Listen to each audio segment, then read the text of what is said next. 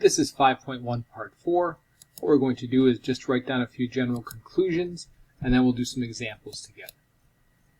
So overall, based on the examples we saw in the previous few videos for 5.1, if you have a graph where y is equal to ax squared, what that means is this is a vertical stretch or compression of the graph y is equal to x squared. So the graph is going to be vertically stretched, meaning look more narrow, when a is larger than 1.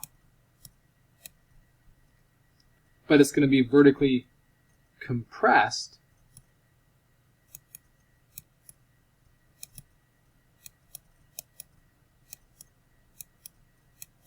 when x is, or when a is less than 1.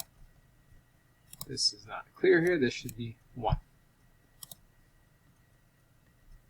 Now, if you add a negative value in front of the a, then the graph will be reflected. So that means a will be less than 0. So, for example, here we could have a is equal to 2. For here we could have a is equal to 0.5. For here we could have a is equal to -1. And then combinations can happen. So if you have a is equal to -2, what you have is a stretching and a reflection. If you have a is equal to -0.5, let's put negative there. What you have here is compression, and because of the negative here, a reflection. So that's what we learned from the previous examples that we had done together with the graphing. Now let's go take a look at some examples that we can work on. So complete the following table. So we have, let me just fix this here because it doesn't make sense. So let's make this right there. There, it makes sense there. So we're going to complete the table below. That's question 1 over here. Just fixing that up so you can actually see what's going on. So value of a for y is equal to 3x squared. We know the value of a is 3. Value of a for the second question is -0.4. It's that number in front of the x squared. Value of a in front of the third one, -1. So what does this all tell us about the direction of the opening? Well, if the value of a is positive, we know that it opens from the top. It opens upward. But if it's negative, it opens downward. I'm just writing the shorthand form here, up versus down, upward versus downward. And this one here is also downward.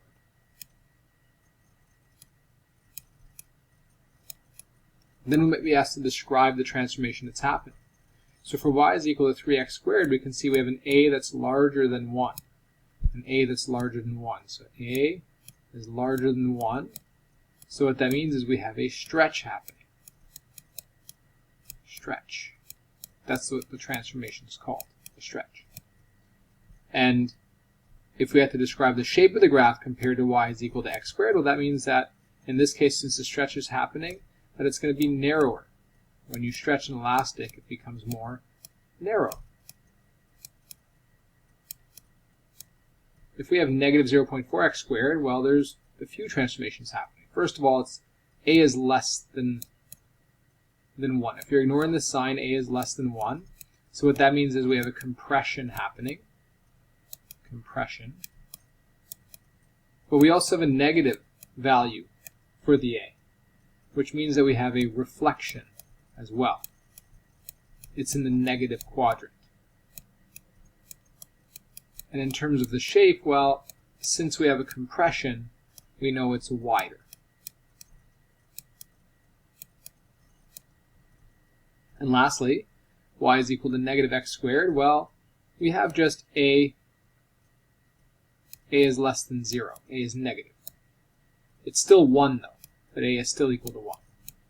So there's no stretching or compression, but there is a reflection.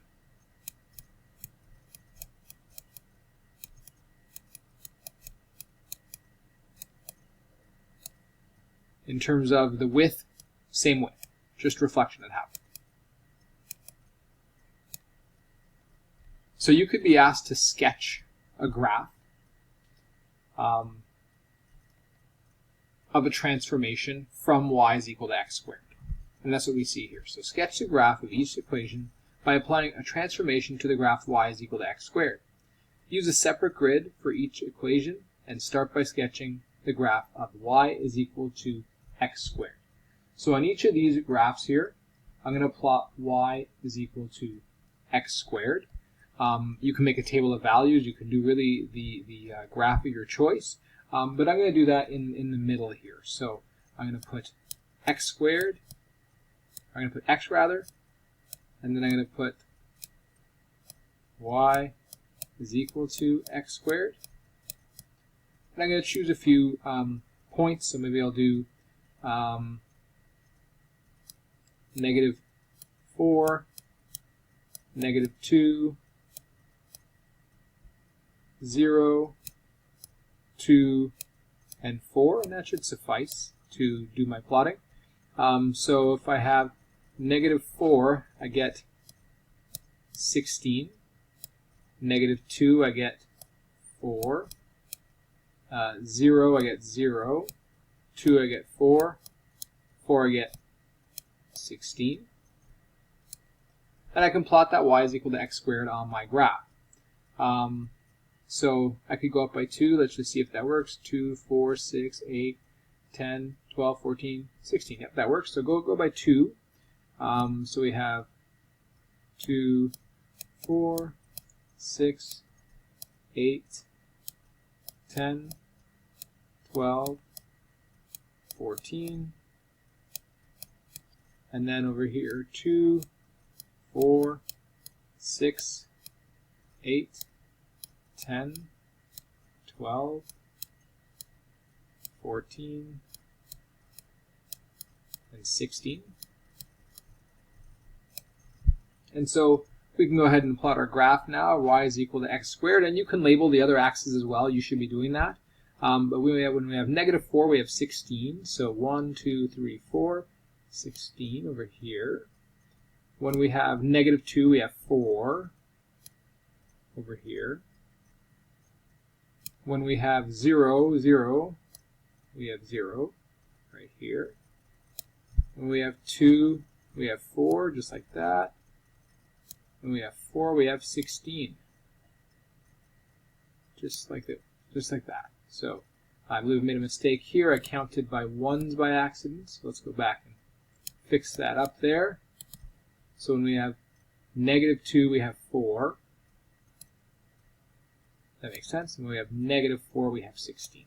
There we go. That's better. Now we can connect the dots like that. Connect the dots like that. And label y is equal to x squared. But what I want you to notice is that highlighted the importance of labeling. I had forgotten to label, and as a result, I made a mistake and started counting by 1, and that led my graph to being asymmetrical, not a true parabola. So make sure you label everything. I didn't do it in the video just to save some time, but you need to label everything, otherwise you will not get full communication marks. So now we have to plot y is equal to 4x squared.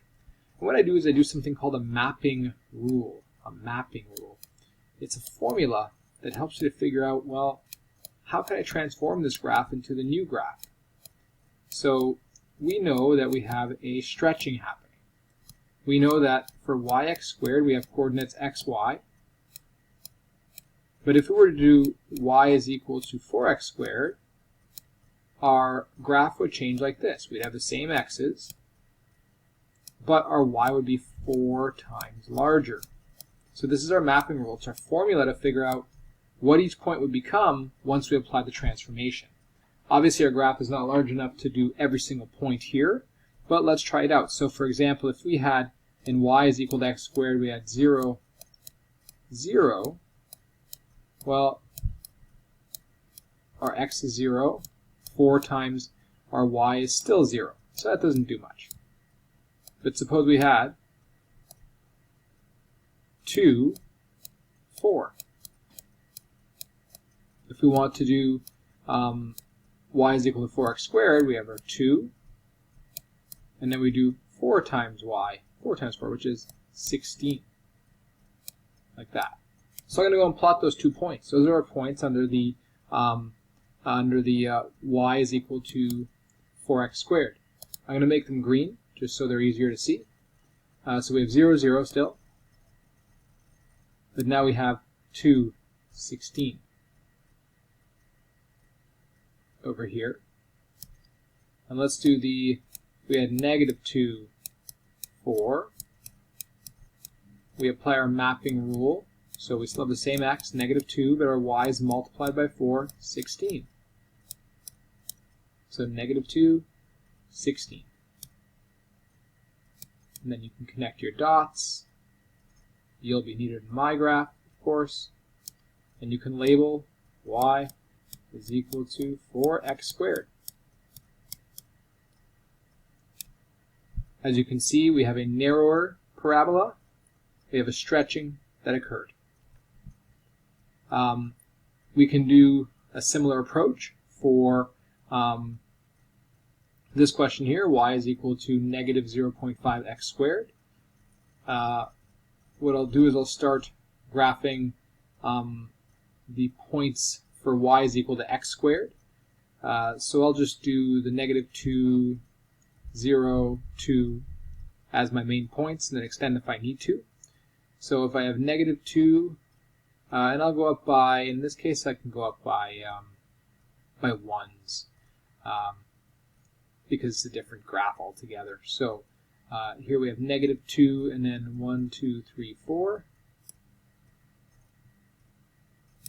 Here we have 0, 0. Here we have 1, 2, and 1, 2, 3, 4.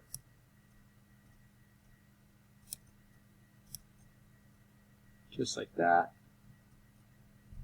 So I just used these points over here. For this graph, you could use different points. Don't forget to label y is equal to x squared. And now I'll use my mapping rule. So we have xy. Under this situation, we have 2 transformations happening. We have the same x, but our y is now going to be negative 0.5 y from the x squared point of view. So for example, if I had negative 2 and my y was 4 at that point, for my y is equal to negative 0.5x squared, I'm going to have negative 2 as my x, but this time my y is going to be 4 times negative 0.5, so that's going to be negative 2 there.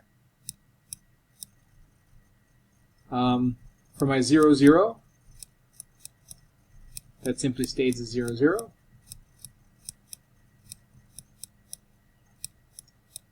And for my 2, 4, that becomes 2, and then 4 times negative 0.5, negative 2. So we can go plot that. So we have negative 2, 1, 2, negative 2, 1, 2, like that. And actually, I'll make that a different color. Let's make that red. Then we have 0, 0, the same.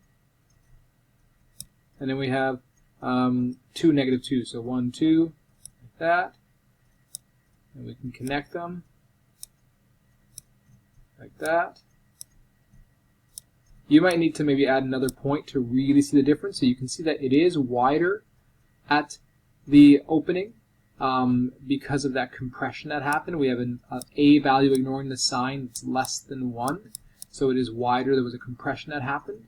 And then you can also see it was reflected compared to the x squared. So this here is y is equal to negative 0.5 x squared. And because of that negative piece, everything is reflected. So the point that was up here is now on the other side of the x-axis, and the point that was up here is on the other side of the x-axis over here. So we used our mapping rule to transform the y is equal to x squared to the transformations in questions A